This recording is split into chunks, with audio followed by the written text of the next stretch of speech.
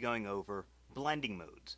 Right now we're in switches mode. These are your switches where you can change your making an object 3D, assigning an adjustment layer, adding motion blur, shying, collapse transform. We'll be going over that later on once we do full 3D. Right now we're doing 2.5 dimensional. So I want my modes to show you about blending. So I select the button down here, I just click on it, toggle switches and modes. Right now we're in switches. I click on this button down here.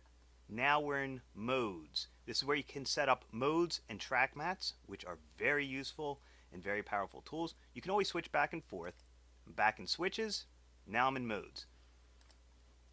Each layer can only have one blending mode, just like in Photoshop. For this, I'm going to make this a hard light. Now you can start to see the triangle underneath it. I'm just picking randomly. This one I'm going to make add. Now you can start seeing the circle below it. I'm going to move this over a little bit. Not all of them, just... I'm still on my camera tool. That's why that happened. Went to my black arrow. Move that over.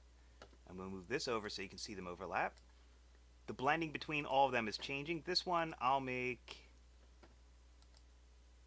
cover. And let's see what happens if I put this on top of the other two.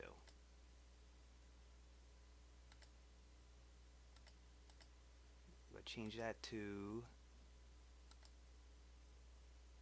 something more obvious.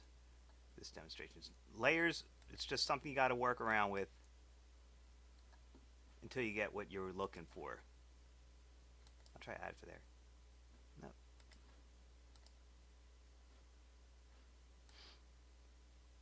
Alright, now I'm moving it just so that you can see it. Oh, you know what? It's the Z space. That's what's doing it. Okay.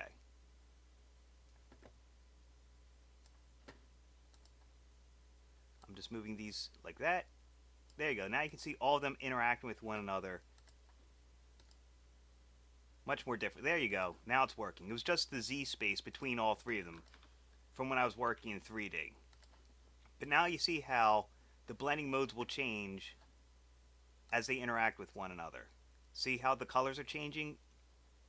And as you get here, between all the different blending modes, the shapes will get a different effect. This is a very useful, powerful tool in After Effects, your blending modes.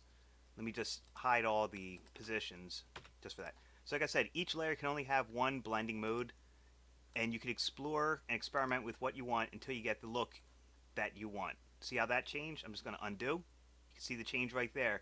It's all about how the pixels relate to one another in the layers. Or if it's vector line art, it'll still have the same effect on them.